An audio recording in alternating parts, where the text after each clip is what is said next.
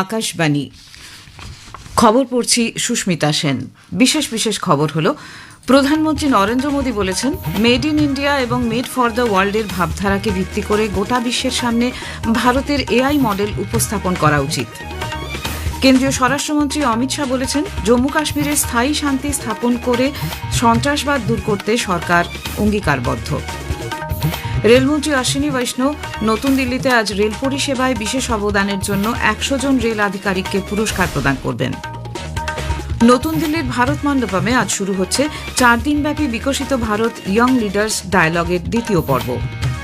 Malaysia open ব্যাডমিন্টনে মহিলাদের সিঙ্গলসের quarter ফাইনালে ভারতের পিভি সিন্ধু আজ জাপানের আকানে ইয়ামাগুচির মুখোমুখি হবেন। আসছি বিস্তারিত খবরে। প্রধানমন্ত্রী নরেন্দ্র মোদী বলেছেন, গোটা বিশ্বের সামনে ভারতের এমন এক অনন্য এআই মডেল উপস্থাপন করা উচিত যা মেড ইন ইন্ডিয়া অর্থাৎ ভারতে তৈরি এবং মেড ফর দ্য ওয়ার্ল্ড অর্থাৎ বিশ্বের জন্য তৈরি এই ভাবধারাকেই প্রতিফলিত করে। তিনি ভারতের এআই বা কৃত্রিম বুদ্ধিমত্তার মডেলগুলিকে পক্ষপাতহীন, ন্যায়সঙ্গত, স্বচ্ছ ও ডেটা প্রাইভেসি নীতির উপর ভিত্তি করে তৈরি করার উপর গুরুত্ব দেন। উল্লেখ্য, প্রধানমন্ত্রী গতকাল নতুন দিল্লিতে তাঁর বাসভবনে ভারতীয় এআই স্টার্ট আপগুলির সঙ্গে গোলটেবিল বৈঠক করেন। আগামী মাসে ভারতে অনুষ্ঠিত হতে চলা ইন্ডিয়া এআই ইম্প্যাক্ট সামিট 2026 এর আগে AI for all global impact চ্যালেঞ্জে নির্বাচিত 12টি ভারতীয় এআই স্টার্ট আপ এই বৈঠকে অংশ নেয়।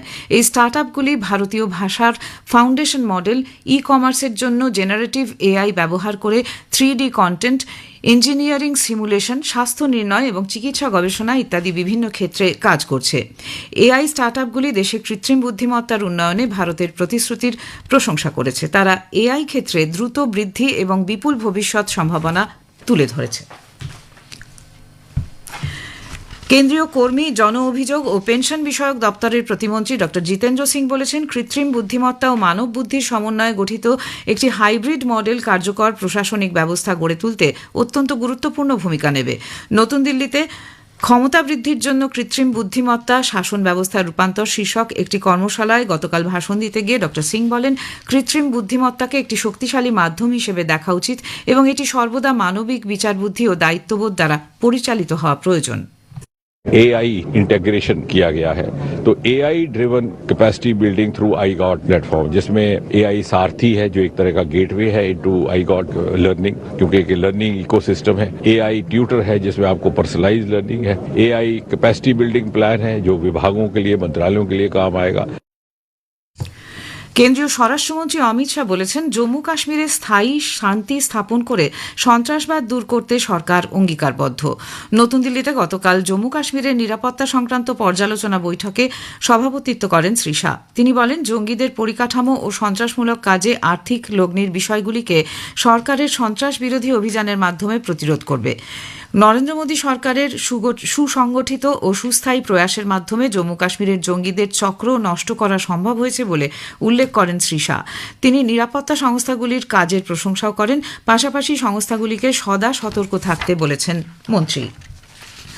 কেন্দ্রীয় সড়ক পরিবহন ও মহাসড়ক মন্ত্রী নীতিন গডকরি বলেছেন, প্রধানমন্ত্রী নরেন্দ্র মোদী খুব শীঘ্রই সড়ক দুর্ঘটনায় ক্ষতিগ্রস্তদের জন্য ক্যাশলেস চিকিৎসা প্রকল্প চালু করবেন। নতুন দিল্লিতে গতকাল রাজ্য ও কেন্দ্রশাসিত অঞ্চলের পরিবহন মন্ত্রী এবং পরিবহন উন্নয়ন নিগমের 43তম বৈঠকে পৌরোহিত্য করার পর এক সাংবাদিক সম্মেলনে তিনি বলেন, সড়ক দুর্ঘটনায় আহত ব্যক্তিরা অন্তত 7 দিনের জন্য 1.5 লক্ষ টাকা পর্যন্ত ক্যাশলেস সুবিধা পাবেন। এছাড়াও সড়ক দুর্ঘটনায় আহত ব্যক্তিকে হাসপাতালে নিয়ে যাওয়ার জন্য সাহায্যকারী ব্যক্তিকে 25,000 টাকা পুরস্কার দেওয়া হবে। রেলমন্ত্রী অশ্বিনী বৈষ্ণব আজ নতুন দিল্লিতে 70তম অতি বিশিষ্ট রেল সেবা পুরস্কারে 100 জন রেল আধিকারিককে সম্মানিত করবেন। ভারতীয় রেলে অসামান্য অবদান ও আদর্শ পরিষেবার স্বীকৃতিতেই এই পুরস্কার প্রদান অনুষ্ঠান। পাশাপাশি এই অনুষ্ঠানে সেরা কৃতিত্বের জন্য রেল অঞ্চলগুলিকে 26টি শিল্ড প্রদান করা হবে। মহাকুম্ভ চলাকালীন রেল পরিচালনার ক্ষেত্রে সুষ্ঠু নিরাপত্তা ব্যবস্থা বজায় রেখেছে যে সমস্ত অঞ্চলগুলি, তাদেরকেই পুরস্কারে ভূষিত করা হবে। অনুষ্ঠানে শ্রী বৈষ্ণব ছাড়া উপস্থিত থাকবেন রেল প্রতিমন্ত্রী ভি সোমান্না ও রবনীত সিং।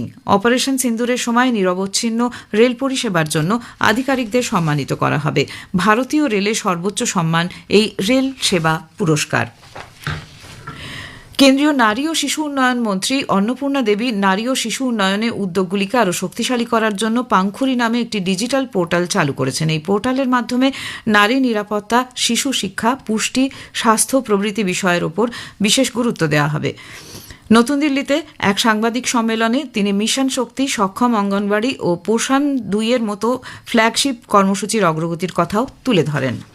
খবর শুনছেন আকাশবাণী থেকে। বিকশিত ভারত ইয়াং লিডার্স ডায়ালগের দ্বিতীয় পর্ব আজ নতুন দিল্লিতে শুরু হচ্ছে। ভারত মণ্ডপমে এই অনুষ্ঠান চলবে 12 জানুয়ারি পর্যন্ত। ক্রীড়া ও যুব বিষয়ক মন্ত্রী মনসুখ মান্ডাভিয়া গতকাল নতুন দিল্লিতে সাংবাদিকদের কথা জানান। তিনি বলেন, আগামীকাল জাতীয় নিরাপত্তা উপদেষ্টা অজিত দোভালের উপস্থিতিতে আনুষ্ঠানিক উদ্বোধনী অনুষ্ঠান হবে। প্রধানমন্ত্রী নরেন্দ্র মোদী এ মাসের 12 তারিখে সমাপ্তি অনুষ্ঠানে যোগ দেবেন। শ্রী মান্ডাভিয়া আরও জানান, দেশ বিদেশের 2500-এরও বেশি যুবক যুবতী এই অনুষ্ঠানে যোগ দেবেন। এদের মধ্যে রয়েছেন পশ্চিমবঙ্গের 45 জনের বেশি যুবক যুবতী। विकसित भारत के जो 25 साल का काल है, ये 25 साल में ये युवाओं को विकसित भारत की जर्नी का एक पार्ट बनाना है, उनके विचार का भारत बनाना है।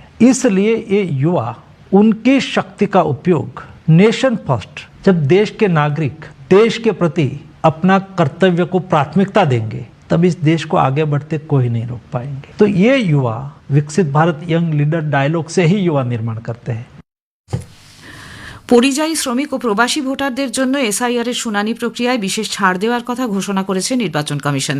ছাত্রছাত্রী, চিকিৎসার কারণে বিদেশে থাকা ব্যক্তির পাশাপাশি কর্মসূত্রে ভিন রাজ্যে থাকা সরকারি বেসরকারি কর্মী, সেনা ও আধা সেনা বাহিনীর সদস্য এবং রাষ্ট্রায়ত্ত সংস্থার কর্মীদের ক্ষেত্রেও ব্যক্তিগত হাজিরা থেকে অব্যাহতির নির্দেশ জারি করা হয়েছে। পশ্চিমবঙ্গের মুখ্য নির্বাচনী আধিকারিকের দপ্তর থেকে জারি হওয়া 2টি পৃথক বিবৃতিতে জানানো হয়েছে, রাজ্যের বাইরে অস্থায়ীভাবে অবস্থানরত ভোটারদের এসআইআর শুনানিতে নিজে উপস্থিত থাকার প্রয়োজন নেই। বিহার সহ একাধিক রাজ্যে ভোটার তালিকায় বিশেষ নিবিড় সংশোধন এসআইআর করার বিষয়ে নির্বাচন কমিশনের সিদ্ধান্তকে চ্যালেঞ্জ করে দায়ের হওয়া একগুচ্ছ মামলার শুনানি গতকাল সুপ্রিম কোর্টে পিছিয়ে যায়। প্রধান বিচারপতি সূর্যকান্তের নেতৃত্বাধীন বেঞ্চ জানিয়েছেন, চলতি মাসের 13 তারিখ এই শুনানি হবে। কয়লা পাচার মামলায় পশ্চিমবঙ্গে আইপ্যাকের দপ্তরে চালানো তল্লাশি নির্দিষ্ট প্রমাণ ভিত্তিক এবং এই অভিযানে কোনো রাজনৈতিক অভিসন্ধি নেই বলে এনফোর্সমেন্ট ডিরেক্টরেট ইডি এক বিবৃতিতে জানিয়েছে। তারা বলেছে, অর্থ তছরূপের বিরুদ্ধে চালানো নিয়মিত তদন্তেরই এটি অঙ্গ। এই বিবৃতিতে ইডি আরও জানিয়েছে, 2020 সালে অনুপ মাঝি এবং অন্যদের বিরুদ্ধে সিবিআই এর দায়ের করা এফআইআর এর ভিত্তিতে ইডি মামলা দায়ের করে। তদন্ত চলাকালীন দেখা যায়, অনুপ মাঝি পশ্চিমবঙ্গে ইসিএল এর আওতাধীন এলাকা থেকে অবৈধভাবে খনন করে বাঁকুড়া, বর্ধমান, পুরুলিয়া এবং রাজ্যের অন্যান্য জেলার কারখানা ও প্লান্টে বিক্রি করত। চালানো হতো হাওয়ালা চক্র। এই হাওয়ালা চক্রের মাধ্যমেই আইপ্যাকের সঙ্গে কয়েকশো কোটি টাকার আর্থিক লেনদেন হয়েছে বলে তদন্তে উঠে আসে। রাজ্যের 6টি এবং দিল্লির 4টি জায়গায় গতকাল অভিযান চালানো হয়। বিবৃতিতে বলা হয়েছে, লর্ডন স্ট্রিটে আইপ্যাকের কর্ণধার প্রতীক জৈনের বাড়িতে গোটা প্রক্রিয়া শান্তিপূর্ণভাবে চলছিল। সেই সময় রাজ্যের মুখ্যমন্ত্রী মমতা ব্যানার্জি বিপুল সংখ্যক পুলিশ বাহিনী নিয়ে প্রতীকের বাড়িতে গিয়ে নথিপত্র ও ইলেকট্রনিক্স ডিভাইস তাদের কাছ থেকে ছিনিয়ে নেন। সেখান থেকে মুখ্যমন্ত্রী পৌঁছন আইপ্যাকের দপ্তরে। এদিকে মুখ্যমন্ত্রী মমতা ব্যানার্জি ইডির এই তল্লাশির কঠোর সমালোচনা করেছেন। ভেনেজুয়েলায় মার্কিন হস্তক্ষেপ এবং সেদেশের রাষ্ট্রপতি নিকোলাস মাদুরোকে গ্রেপ্তারের প্রতিবাদে দক্ষিণ আফ্রিকার রাজধানী প্রিটোরিয়ার মার্কিন দূতাবাসের বাইরে সাধারণ মানুষ গতকাল বিক্ষোভ দেখান। এই বিক্ষোভে নেতৃত্ব দেন আফ্রিকীয় জাতীয় কংগ্রেসের সহযোগী দল দক্ষিণ আফ্রিকার কমিউনিস্ট পার্টির সদস্যরা। তারা রাষ্ট্রপতি মাদুরোর দ্রুত মুক্তির দাবি করেন। তাদের অভিযোগ, ভেনেজুয়েলার তেল ভাণ্ডারের দিকেই মার্কিন যুক্তরাষ্ট্রের নজর। মালয়েশিয়া ওপেন ব্যাডমিন্টনের মহিলাদের সিঙ্গলসের কোয়ার্টার ফাইনালে ভারতের পিভি সিন্ধু আজ তৃতীয় বাছাই জাপানের আকানে ইয়ামাগুচির মুখোমুখি হবেন। কুয়ালালামপুরে গতকাল তিনি জাপানের তোমুকো মিয়াজাকিকে 21-8, 21-13 ব্যবধানে হারিয়ে দেন। এই নিয়ে চতুর্থবার মালয়েশিয়া ওপেনের কোয়ার্টার ফাইনালে উঠলেন পিভি সিন্ধু।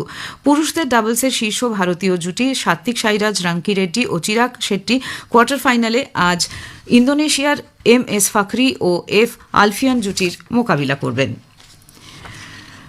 শেষ করার আগে খবরের বিশেষ কিছু অংশ আরেকবার।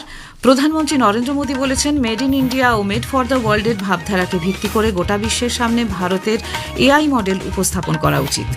কেন্দ্রীয় স্বরাষ্ট্রমন্ত্রী অমিত শাহ বলেছেন, জম্মু কাশ্মীরে স্থায়ী শান্তি স্থাপন করে সন্ত্রাসবাদ দূর করতে সরকার অঙ্গীকারবদ্ধ। নতুন দিল্লির ভারত মণ্ডপমে আজ শুরু হচ্ছে 4 দিনব্যাপী বিকশিত ভারত ইয়ং লিডার্স ডায়ালগের দ্বিতীয় পর্ব। খবর এখনকার মতো এ পর্যন্ত। এর পরের খবর শুনবেন সকাল 7:25